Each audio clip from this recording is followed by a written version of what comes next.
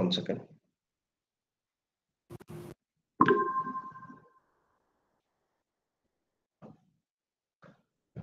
So we have seen the back EMF in the previous class, the significance of back EMF. Okay. So in the significance, we have seen in the generation, we have seen that how back EMF is generated in the same way as that of generator. Therefore, the EMF equation of back EMF or the back EMF is given by the same EMF equation as that of DC generator. Okay. And also we have seen how the presence of back EMF is making the system self-regulating, the motor self-regulating and stable. Okay, so because of the presence of back EMF, what is happening?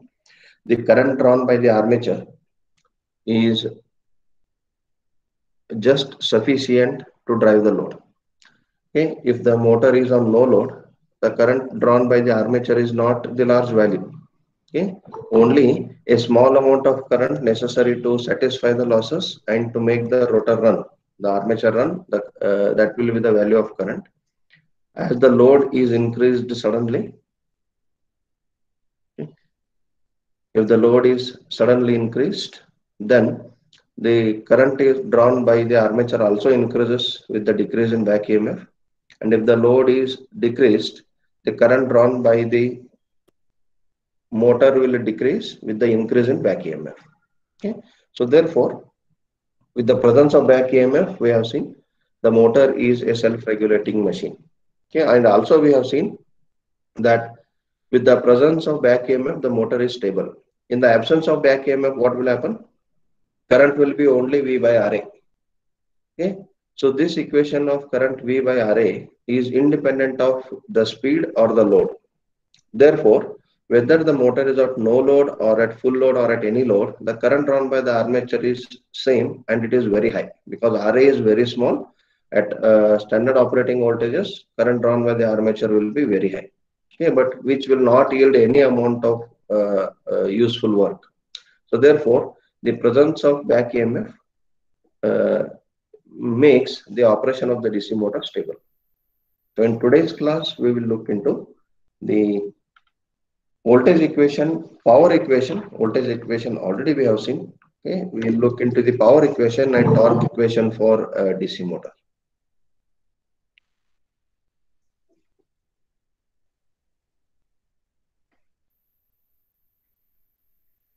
Okay. See power equation of DC motor.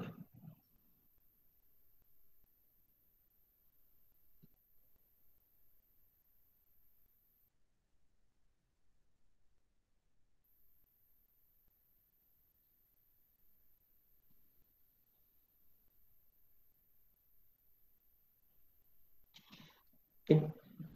So any motor output can be expressed in two ways. Okay. Any motor output can be expressed in two ways, electrically and mechanically. Because this is a machine which gives out mechanical output, you may ask a question, how come I can represent mechanical output in terms of electrical quantities? Okay. So it is necessary for me to represent the mechanical power in terms of electrical quantities only. Because like I told, if I want to model the machine, suppose if I want to go for a mathematical model, then this kind of representation is very much important. So this power equation of DC motor is nothing but the electrical representation of output power of a motor. Okay. So we know, let us consider a DC shunt motor.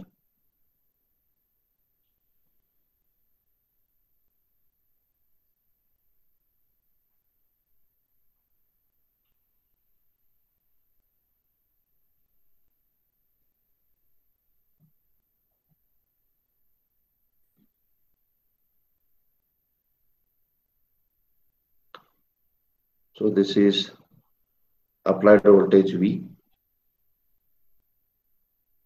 which gives out the line current IL, out of which some shunt field current is flown and remaining current is IA.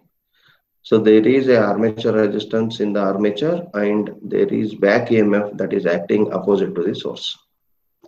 Okay.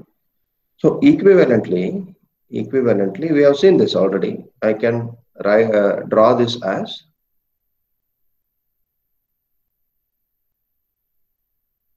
there I have shown shunt field as a resistance. Here I will show shunt field as coil only. Okay, it is just the to show that in both way it can be represented. Don't get confused.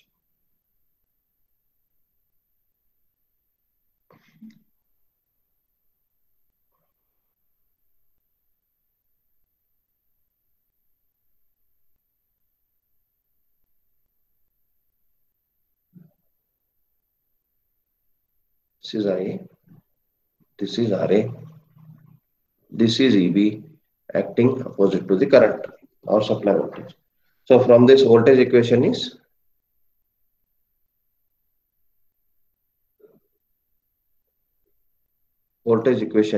V is equals to EB plus IR. Okay. So V is equals to EB plus IR. Now to this voltage equation, I will multiply the armature current on both sides. Okay, this is a voltage equation. When I multiply current, it will become power. Okay, so we can say multiply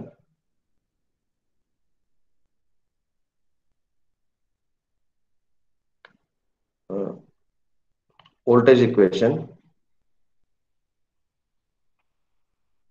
by armature current IA on both sides. So it will be V into IA equals to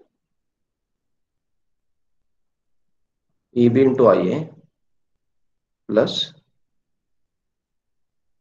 IA square RA. This is equation 5. Okay.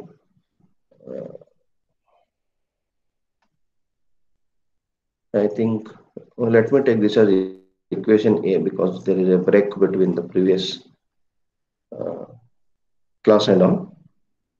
So now observe LHS of the equation is voltage into current. RHS of the equation is also voltage into current plus current square resistance.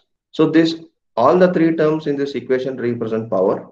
Hence, equation A is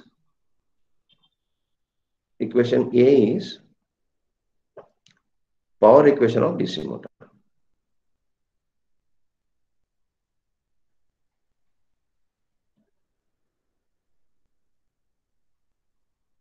Equation A is power equation of DC motor. Okay. So what are these powers? V into IA equals to. So observe V is the supply voltage. IA is the current drawn by the armature from the supply. Okay. V is the supply voltage. IA is the armature current drawn by the armature from the supply. So V and IA both are from the supply source only. Hence, V and IA or V into IA becomes input power to the armature. V into IA is not the input power to the entire motor. V into IA is the power input to the armature alone. The total input power given to the motor is V into IL because IL is the line current drawn from the supply, which is shared by shunt field and armature. So V into IL is the input, but whereas V into IA is the input only to armature. Okay, so V into IA I can say uh, electrical power supplied to armature or electrical input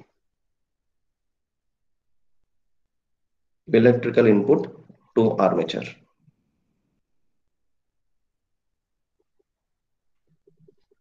Electrical input to armature. IA square RA, it is well known that it is armature copper loss.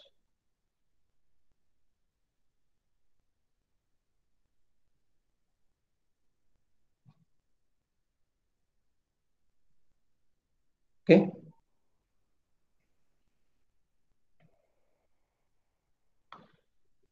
So observe power equation on LHS and RHS. On LHS, there is input power. On RHS, there is sum of two powers, out of which one is loss. What should be the other one?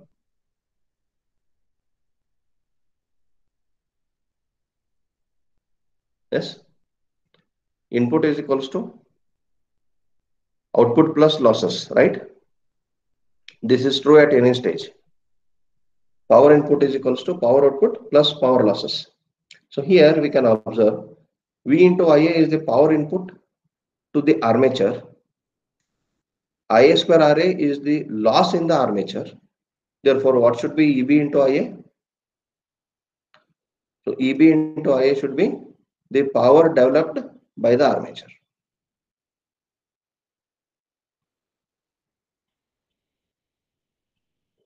EB into IA is power developed by armature.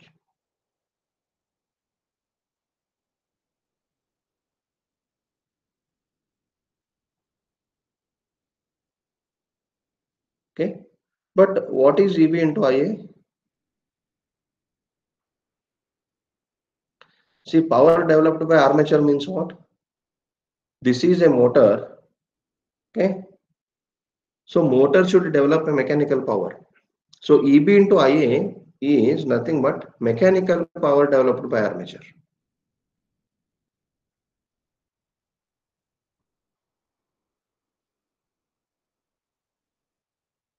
Mechanical power developed by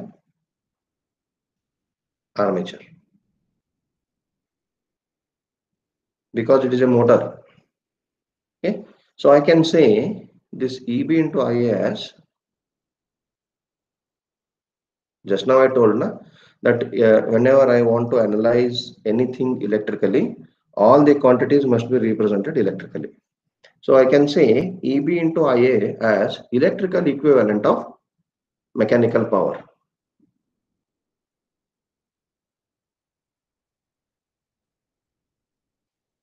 Electrical equivalent of mechanical power developed by armature.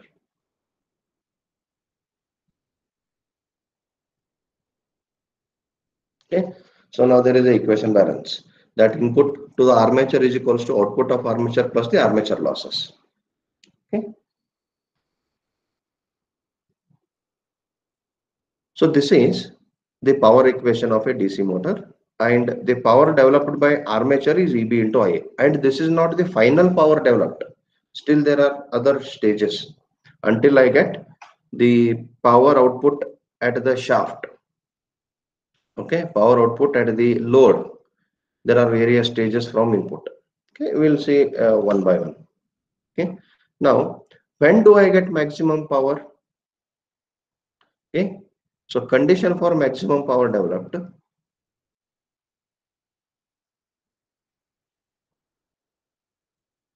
Now I got the power developed by armature is EB into IA. So condition for maximum power developed.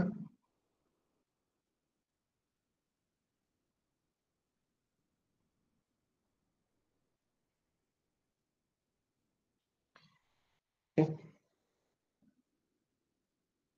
So the mechanical power developed is given by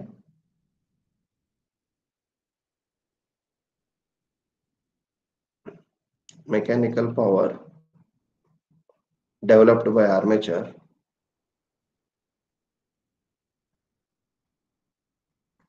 okay, and this power is gross power. Okay, gross power, gross mechanical power developed by armature. I will tell you why it is gross power. Is PA is equals to EB into IA plus IA square RA. Okay, which is equals to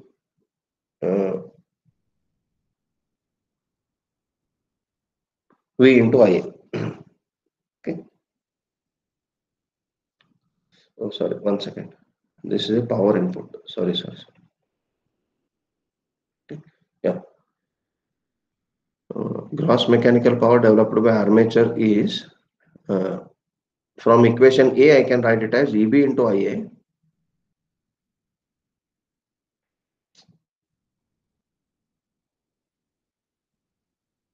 is equals to, I connect V into IA minus IA square RA.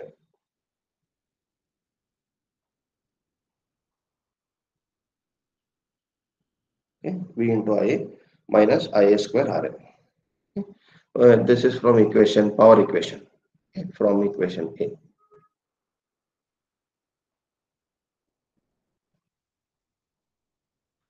Now, to get the maximum power, condition for maximum power, I should differentiate this above equation with respect to IA.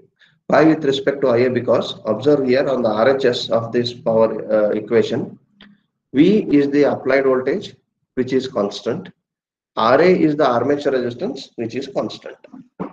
So, as V and RA are constants, my power developed in armature, EB into IA, is solely depending upon IA.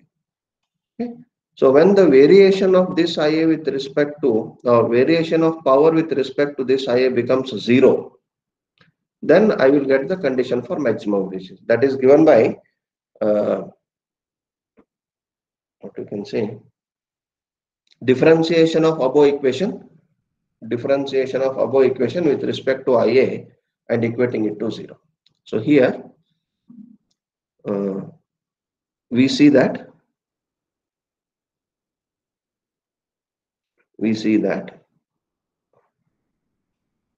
uh,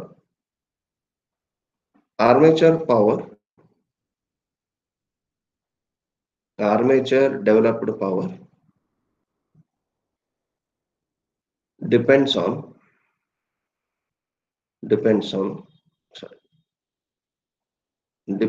IA, as V and RA are constants. V and RA are constants. Okay. So to get maximum power developed,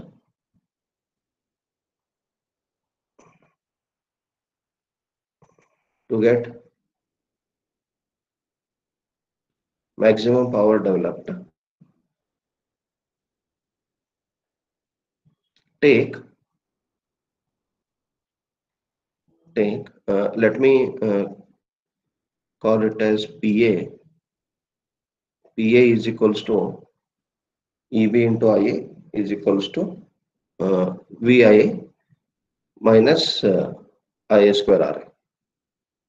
Okay, take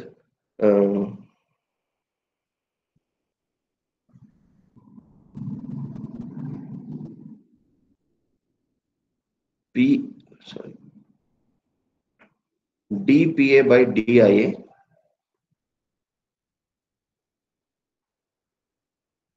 is equals to 0. Take dPA by DIA is equals to 0. So what is dPA by DIA implies is, okay, so what is PA here? On LHS it is EB into IA, on RHS V into IA minus IA square RA. So on LHS it will be, or this implies dPA by DIA implies, okay, on LHS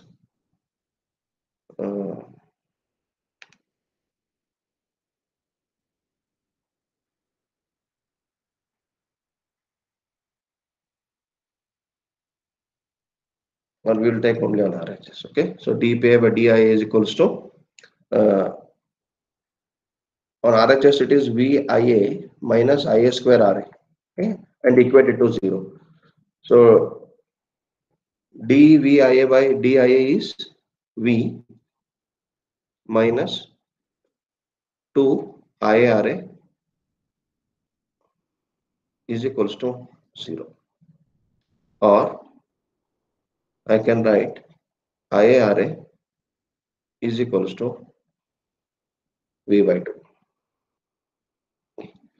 So IARA is equals to V by 2. Okay. So from voltage equation,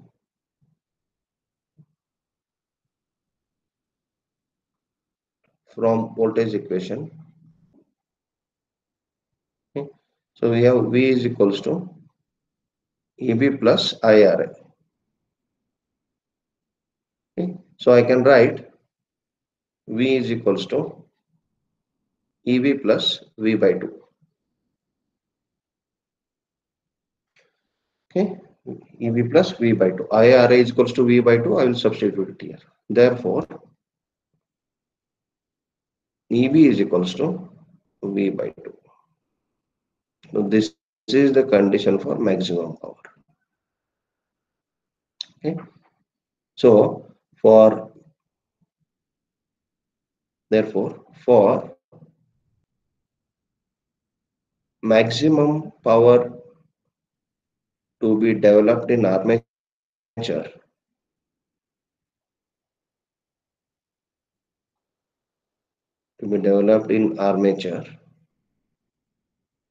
okay, back EMF should be half the value of applied voltage.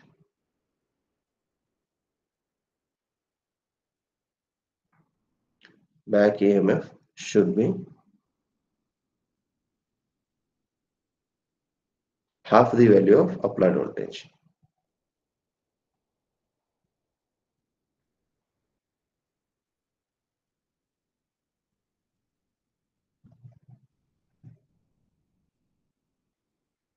Back EMF should be half the value of applied voltage. Okay.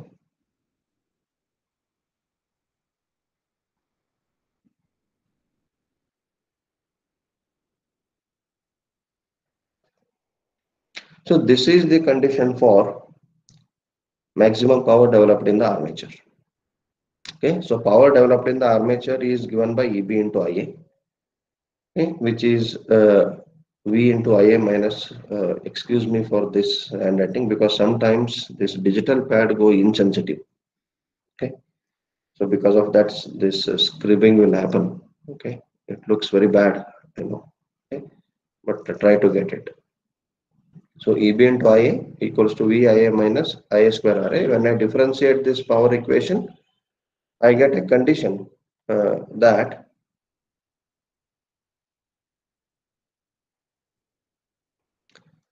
the back EMF should be equals to half the supply voltage. So when back EMF developed in the armature is equal to half the supply voltage, then my power developed in the armature is maximum. Power developed in the armature is maximum. So this is the condition for maximum power to be developed. Okay. So any doubts so far?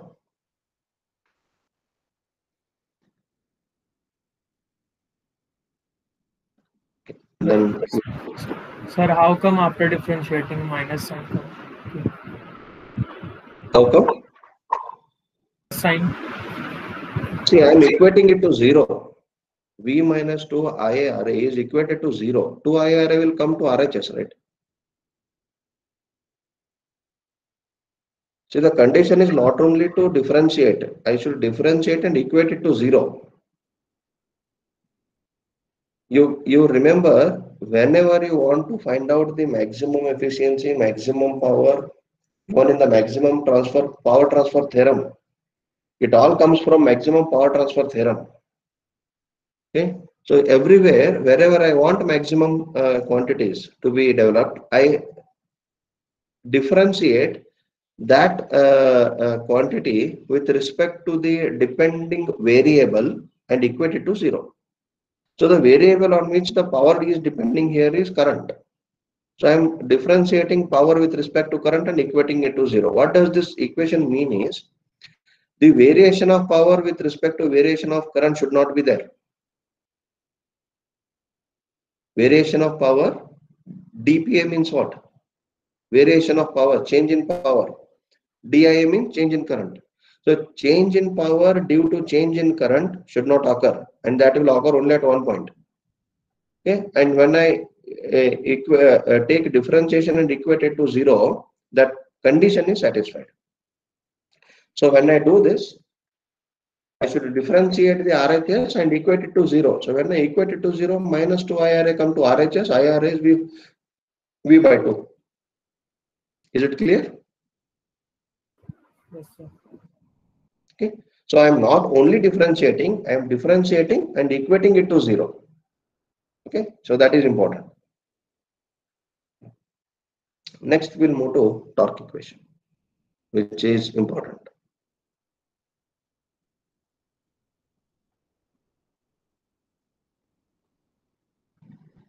So whatever the power equation we have seen in the previous case, which is EB into IA is equals to VIA minus IA square RA. This EB into IA is the electrical power or the power developed which is represented electrically. But because the machine is a motor, I should also know what is the mechanical representation of output power or power developed in armature. So torque equation will give me the mechanical representation of power developed. Okay, so what is torque?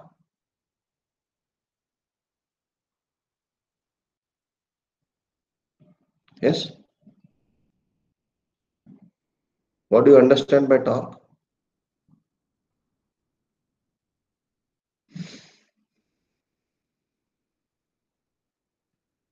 What is the difference between a force and torque?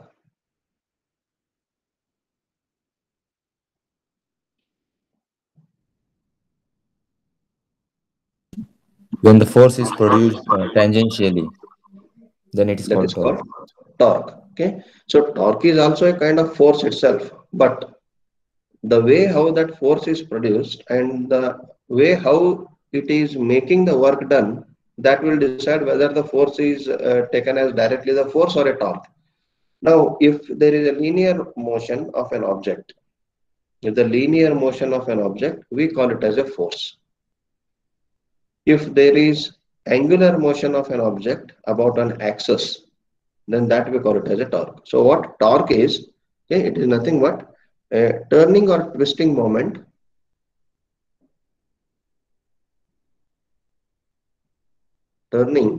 or twisting moment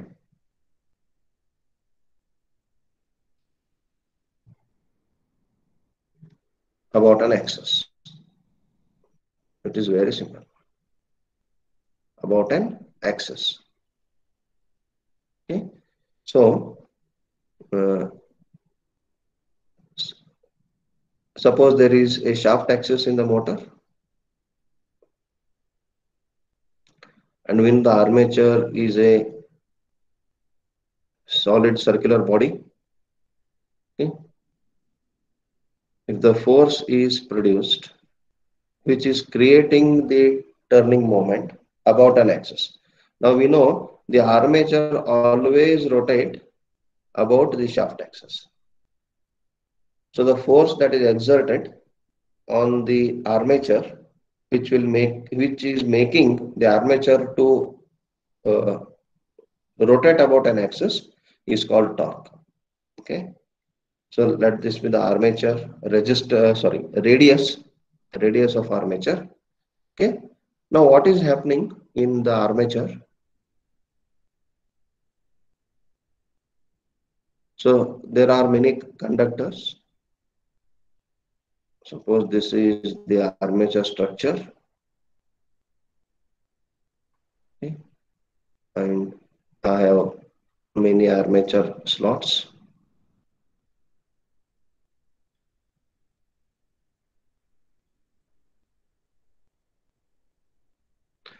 Okay. So on. Okay. All the slots are there over the complete circumference. Now in each slot there are conductors. So when the force is exerted on these current carrying conductors, okay,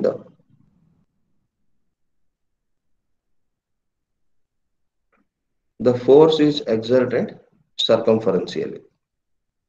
because the conductors are placed on the circumference of armature, the conductors are experiencing the force on the circumference of the armature. Now, because of this, what is happening?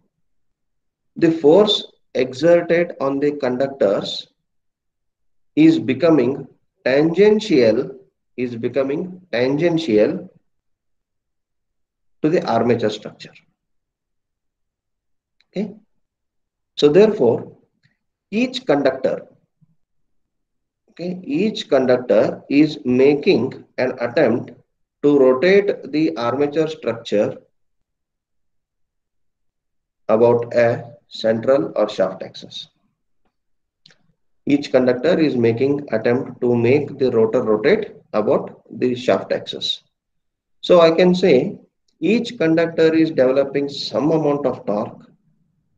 Okay, and because the force exerted on each conductor is in such a way that they are getting added up as a whole and making the direction of the rotation or unidirection of the rotation, same direction of rotation, I can say the total torque developed on the armature is the sum of all the torques that individual conductors are developing. Okay, so it is very clear that the force that is produced on the conductor is tangential because conductors are placed on the circumference of the armature structure, and the force exerted on this conductor is pushing the armature structure to rotate either in clockwise or anti-clockwise. Therefore, the force has to be tangential. So the tangential force is known as torque. So each conductor is producing torque, and the total torque is the add up of all the torques produced by each conductor. Okay. So this is what is called as torque. This is how the torque is developed in the motor. Now this is what the mechanical output. What we have seen, EB into IA is also a mechanical output, but it is in the electrical form. Now I want in the mechanical form. Okay. So let us consider that the radius of armature be R meters and the force exerted on the armature is F, sum of all the forces, or sum of the forces of all the conductors. Okay. So F is the total force. So how the torque is given? Okay. Torque is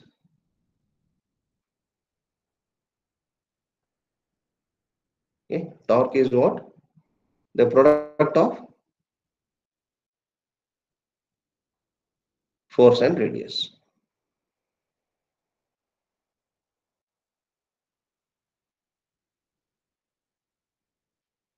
Product of force and radius. Okay. So only I told in the previous class that in a geared vehicles, down the gear, larger will be the gear diameter. Okay, up the gear, shorter will be the gear diameter. So where do we need more torque? We need more torque in first gear because it has to carry the weight of vehicle, carry the weight of passengers from rest to motion. So I need a very large amount of mechanical force to overcome the friction, overcome the gravity, overcome the weight. But whereas when we move up the gear, that is fourth gear or fifth gear, the vehicle need not to invest much of its power, or the engine need not to invest much of its power in lifting the weight. Now it has to only maintain the moment of inertia because the body is already into motion. It has to be only maintained with more speeds. So the torque requirement in top gear is very much less. Speed requirement is more. The torque requirement in first gear is very much more. Speed is less. Okay. So the torque is entirely depending upon the radius. Okay. The radius to the tangential force. The force is tangential. So what if the radius of armature is increased with the same amount of force, torque will also increase. If the radius of armature is decreased with the same amount of force, torque will decrease. Okay. So the torque here is depending upon, okay, radius as well as the force exerted. But one thing we should observe here is, okay, this, I can write this torque is equals to F into R. Now R is not a variable for me because the armature structure is manufactured, it is fabricated and now put into service. Now R will not vary. So R is out of question now. Variation of R is out of question because radius cannot vary once the machine is constructed. Now I have a machine constructed and I have put it into operation. For that machine, I should find the torque. Okay, so I can't change the radius of that machine. I can't change the radius of that armature. So therefore, my R is not a variable. So my R is not. I will take R as constant. Now I have to play only with the force. Okay. So this torque F into R is given by Newton meters. F is in Newton, radius in meters, it is Newton meters. Okay. So let us now see how do I get the torque equation for a DC motor. Okay. Let F be the force developed by armature.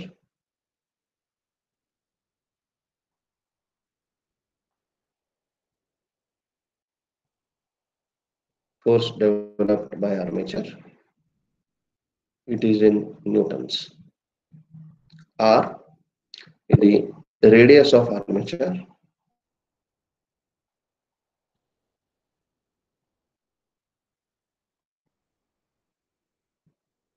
It is in meters. N, speed of armature.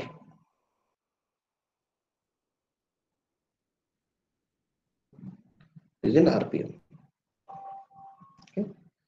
Now, one thing we should observe in the rotating machines that whatever I calculate, whether it is EMF induced, force produced, power developed, generally I do it for one revolution. Okay, and as the revolutions repeat themselves, it will be true for every revolution. Okay, so first we will look into what is the power developed or the work done in one revolution. You can say work done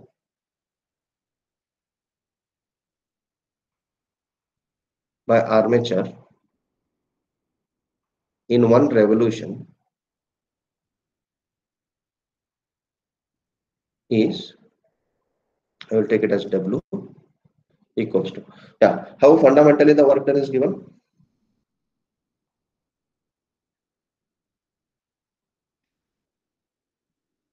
There is a force.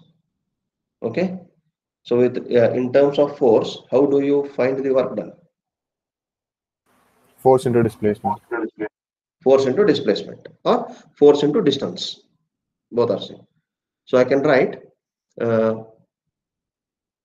force developed or force into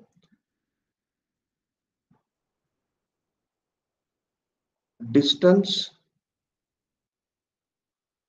covered in one revolution. Okay, so I can write W is equals to force into, yeah, what is the distance covered in one revolution by armature conductor? So you should remember force is produced by armature conductor, so it is distance covered in one revolution by armature conductor. We should not forget it. Now if I take any one conductor, because distance covered by every conductor is same, any one conductor, what is the distance covered by that one conductor in one revolution? 2 pi r. Yeah, it is the circumference of the armature, right? 2 pi r. Okay, into it is distance covered in one revolution is circumference.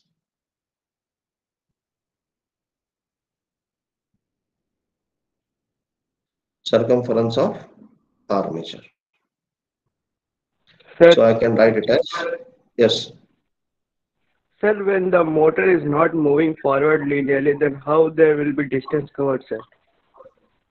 No, this is when it is covered. Work, see, what is work done? Work done When the is work is done, force into displacement, sir. yeah. See, when I say work is done by a motor, what is the functionality of the motor? To produce mechanical output in the form of Yes, sir. the rotation. So when I'm saying work done by the motor means what? Already the motor is rotating. If the motor is not rotating, this equation will not hold good. Motor is not doing any work. Sir, like it is rotating, but it is not moving, no, sir. Then how it will have any distance covered, sir? It is rotating but not moving in the sense. The armature is rotating, right? Sir, like wheels are rotating, but they are moving linearly at the same time, no? Okay, okay. You are comparing this with the distance covered by a vehicle. Yes, sir. In that way, sir, if it Uh, is not yeah, yeah. covering any I distance, got, then I how there got, is work done? yeah, I got your doubt. For that, I have to leave this page and go to the next page. Now, your doubt is this is the road. Oh, sorry. Finding it extremely difficult to draw on this digital pad. I loved Blackboard, but what to do?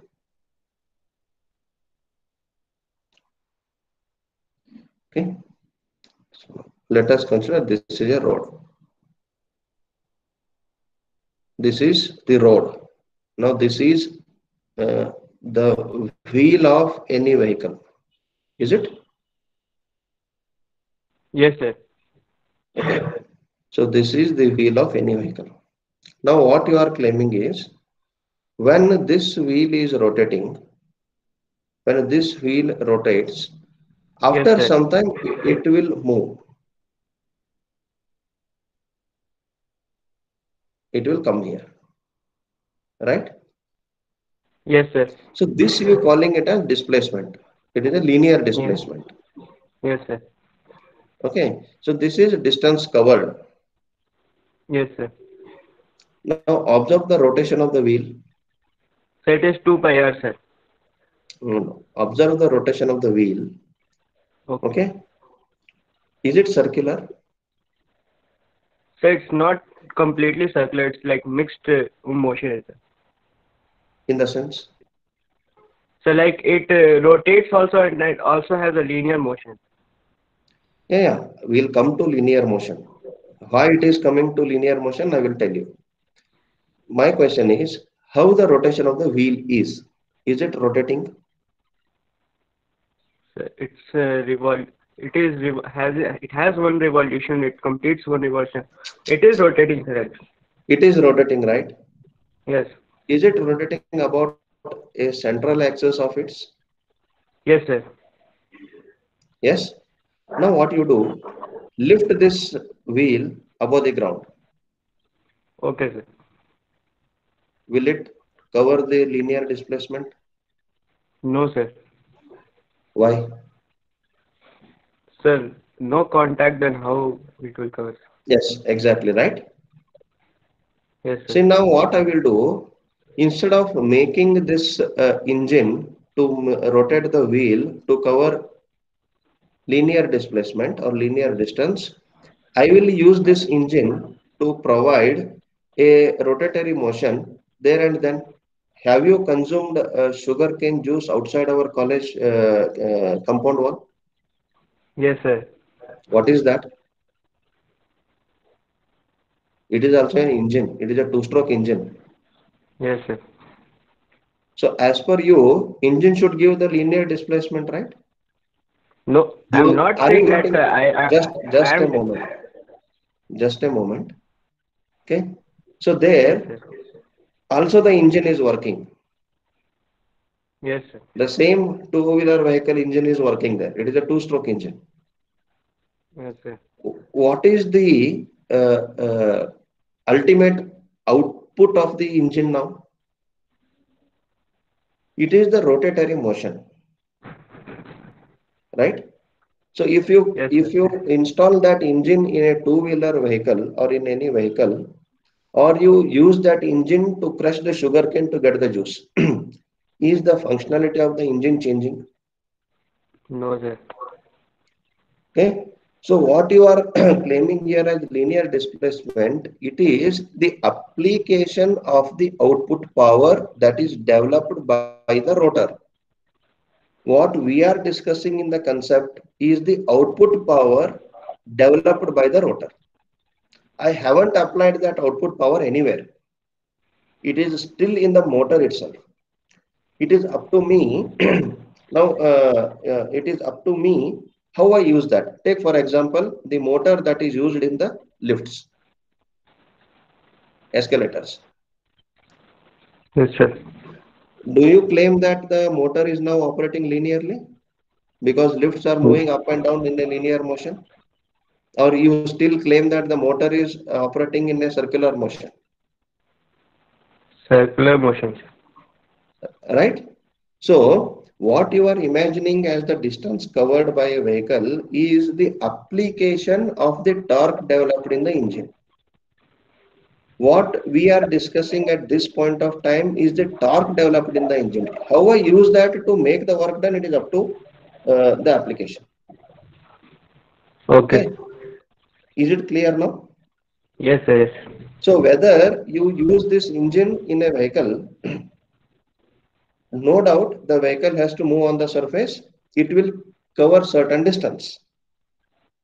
But the same engine, when you are using in a sugarcane crushing, it is not covering any distance. So what is that we are looking at, or you are looking at this point, is the application, not the principle, right? Applications will change. Applications will change. That depends upon how I use. Okay. Now you take an electric vehicle. In electric vehicle, I use motors. It is also covering the distance in a linear displacement only. But actually, what is the motor doing there? It is generating Rotating. the rotatory motion. Yes, it is generating a rotatory motion. Now I am interested in this rotatory motion that is generated in the motor itself, by the motor itself. How I use it outside is completely left up depending upon the application. Is your doubt clear? Yes, sir. Okay. Yeah. So coming back here, work done by the armature means, okay, now I have made the current to flow in the conductor, force is exerted. As a result of what will happen? It starts rotating. The rotatory motion developed by the rotor or the armature itself is the work done, because the work of a motor is to develop rotatory motion. So when I say work done by the work done by the motor means development of rotatory motion or development of the torque. So to do the work or work done is given by the force into the distance covered by this conductor in one revolution. You observe, any conductor will cover exactly equal to the circumference of armature as its distance. There is nothing else, because the motion is restricted to circular path, right? So every conductor will cover a distance equal to the circumference of the armature. Okay, so it is W is equals to F into 2 pi r. Okay, it is 2 pi r joules. Is the doubt clear? Yes, sir. Okay, yeah, fine. Now, if this is the work done, what is power? I want power now. Okay, so power developed in one revolution is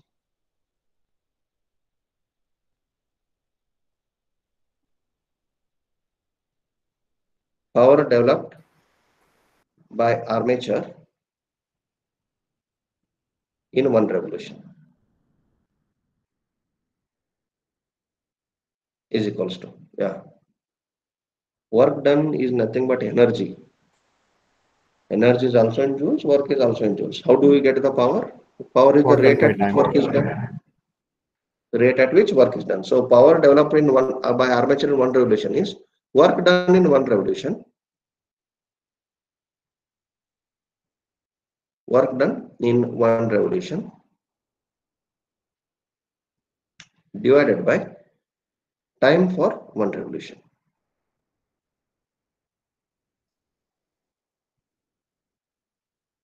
Time for one revolution. So what is time for one revolution? So power developed by armature in one revolution, P is equals to, I can write, it is work done, W divided by time for one revolution is 60 by N. This I can write, W is F into 2 pi R into N divided by 60. So when I rearrange the terms, I can write P is equals to 2 pi N into F into R divided by 60. What is F into R? It is the torque developed. So I can write P is equals to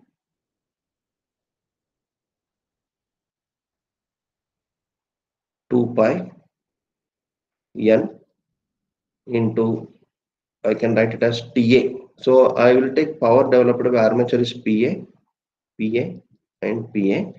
So F into R is the radius of armature, F is the force developed on the armature. So it is the torque developed in the armature. So 2 pi N TA by 60. Okay, or PA is equals to, what is 2 pi N by 60? It is the angular speed in radians per second. Okay, so I can write it as omega TA.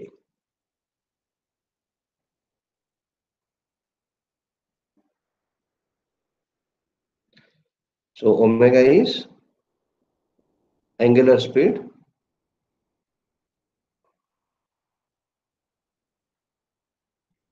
in radians per second.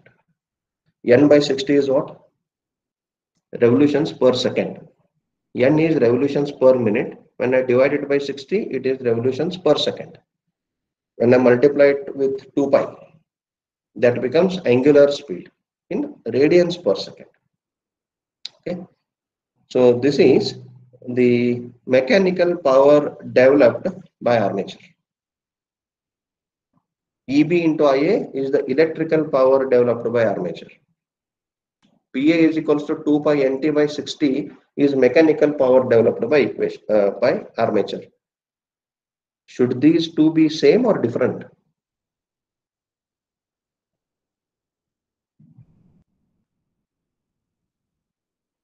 Yes?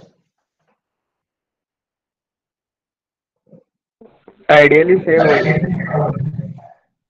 only. Practically also should be same. Because EB into IA is the electrical representation, 2 pi N TA by 60 is the mechanical representation. It is only the representation which is different, whereas the amount of power developed is the same, right? See, you people have different names, okay? When I come to you, you people call me as faculty. When I come to my house, my kids call me as dad, my wife call me as husband, my parents call me as son. It is only the difference in the how I represent myself to them. I represent myself as a father to my kid, a faculty to you. Am I a different person? No. Likewise, power is same. In one point, it is represented in the form of electrical representation. In other point, it is represented in the form of mechanical representation. Okay. Though this analogy may be very far comparative, but still, at least you will see the representation difference. Okay. Now, so this is the same power that is developed in the armature. So EB into IA is the electrical representation, and 2 pi n TA by 60 is the mechanical representation. Both are PA only. Okay, so we can take here from this is continuation. Okay, it is continuation from previous equation. So here TA represents, here TA is gross torque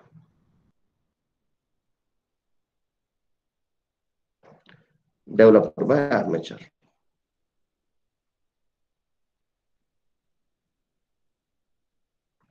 Here TA is gross torque developed by armature. Okay, so I can say therefore power in armature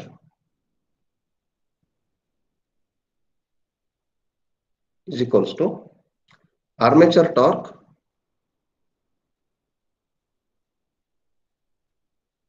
into omega, or omega into armature torque. Both are same. PA is equals to omega into armature torque. So how I can give here? Power in armature is what? EB into IA. What is armature torque? TA. What is omega? 2 pi n by 60. Okay. Now, or TA is equals to, I can write 60 by 2 pi. It will go to RHS. EB into IA divided by N. So this is 60 by 2 pi. I can write it as, it will come out to be 9.55. 9.55 EB IA divided by N. So this is torque developed by armature. Have I used any equation number previously? So this is equation 1. Let me take this as equation 2, this as equation 3. Okay. Now, also we have EB is equals to,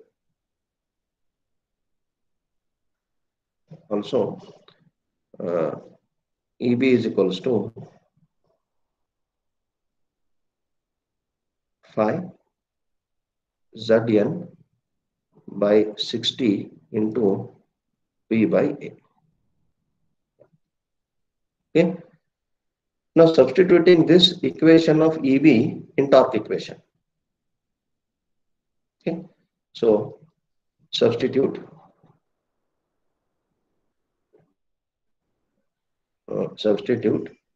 EB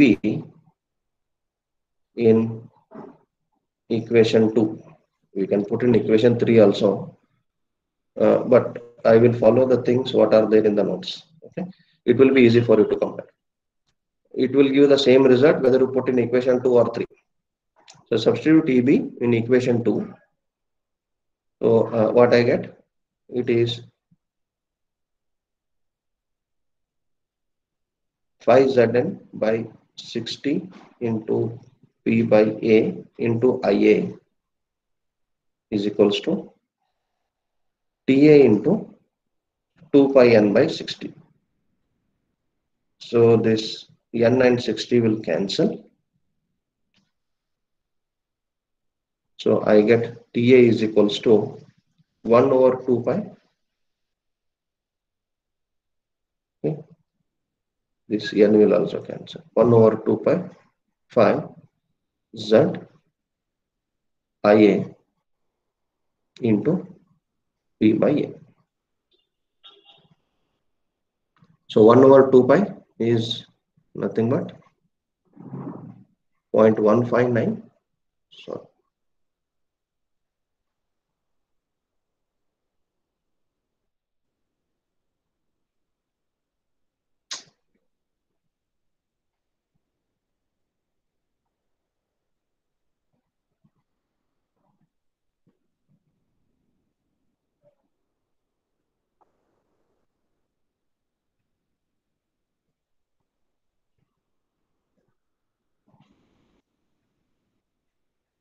So this is equation 4. So this is a torque equation. Okay, I can use torque equation number 3 also, torque equation 4 also. Okay, so these two are known as torque equations of DC motor. Okay, so observe in both the equations, especially in equation 4. Okay, in above equation, 0.159 is a constant. Z is number of conductors, which is also constant once the machine is constructed. Oh, sorry, I think the time is up. Okay. P and A are also constants. Okay. So the torque developed is proportional to flux into current. Armature torque is proportional to main field flux into armature current. Okay. So with this, we'll end today's session. I think I took extra time. In the next class, we'll deal with the useful torque